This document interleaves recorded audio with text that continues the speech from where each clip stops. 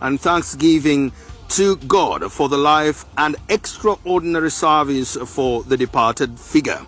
Archbishop Paul Semogerere urged the faithful to reflect on the life and the good work of Pope Francis and follow church leaders to emulate the values that he stood for.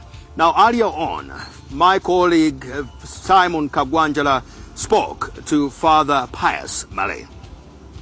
As a sense of grief engulfs the world at the passing of Pope Francis, the Archdiocese of Kampala has also received a very special message, which I would like to invite the Chancellor, Father Pius Malay Sentumbwe, to communicate to the Catholic community. Okay, thank you very much. On behalf of Archbishop Paul Semogerere, the Archbishop of Kampala Diocese, I make this special and official announcement of the death of Pope Francis, the Supreme Pontiff of the Catholic Church, who departed from this life on April 21st at 7:35 a.m. And as we mourn the loss of our beloved Pope, we invite all the faithful of Kampala Diocese and all the people of goodwill to join in prayer for praying for the soul of the Pope. Let us observe a moment of silence and prayer so that the good Lord may welcome the Supreme Pontiff. We invite all the parishes and our communities to seek God's mercy and peace for Pope Francis. May the Lord welcome Pope Francis into eternal glory and grant him eternal rest. We continue to pray all the time until other arrangements may be communicated to you. God bless you. We thank you very much. The Pope has lived a very accomplished life, and quite a number of Ugandans have had a chance to interact with him.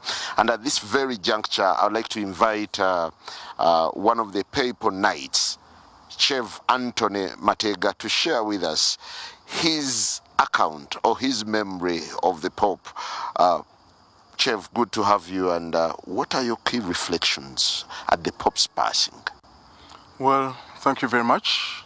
First of all, we thank God for the gift of the life of Pope Francis, for the time he has served the Church. First of all, for the time the Lord has given him at the age of 88, that's quite a ripe age.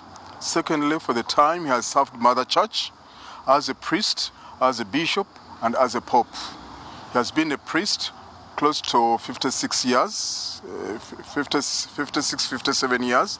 That's quite a good time.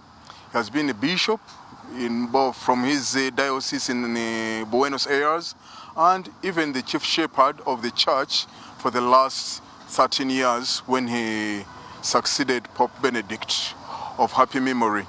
We are grateful to God that as Uganda, Pope Francis is no foreigner at all.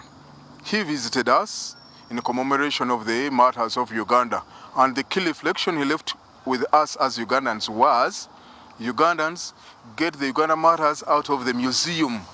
Let them be part of your life. If you live an exemplary life like the martyrs, truly your country will be the best. Our other reflection is that we thank God for the magisterium, the teachings Pope Francis has given to the entire world. He put up very important aspects concerning the environment, like Laudato Si, and he was simply telling us that the entire environment, nature is crying deeply, and he's saying that, can we care for Mother Earth? This does not concern Catholics only, it concerns everyone. So those were very fundamental issues. Number two, he was so fond of the youth. When he wrote one of the apostolic exhortation like Christus Vivit, telling the young men of the world that, please, Christ is alive. Young people, be alive. You are not tomorrow's church, you are today's church.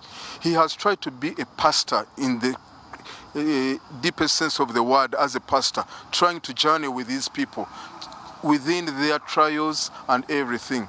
He has made appeals to nations over the so many wars, and was saying, he has been always quoted saying that The world is already fighting the Third World War, though it is fighting it silently. We have already had the First World War, Second World War. Now the world is fighting the Third World War silently. Ukraine versus what? Even in Africa, all over. All these are world wars. So we are missing a pastor who has been with us, who feels with us, who organizes with us, and who's always happy with us. And what we can say right now is, may the Lord rest his soul in eternal peace. Well, as someone who physically interacted with the pontiff, Yes. how would you describe him?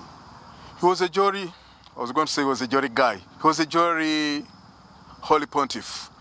I got a chance last year when we went for the Congress of Radio Maria, World Congress for Radio Maria. I'm the president of Radio Maria in Uganda. So we got a chance of having a special session, specifically the directors and the national presidents with the Pope. And that's when I had that chance of meeting him. And when I mentioned my name and told him, I'm coming from Uganda, he simply said, Uganda matters, go to country, go to country. That was what he could say. So I'm happy that I know the Pope Francis who has gone to meet the Father in his house.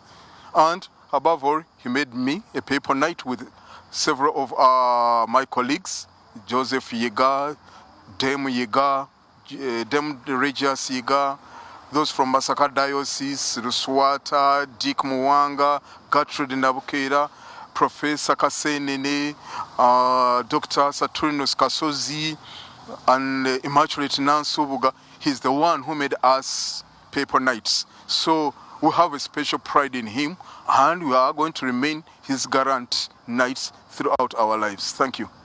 Well, thank you very much. We certainly will be sharing more of the life and the times of the pontiff who has made a name for himself as an advocate for the persons, and above all, his modesty will endure forever. Simon Kagwanjala.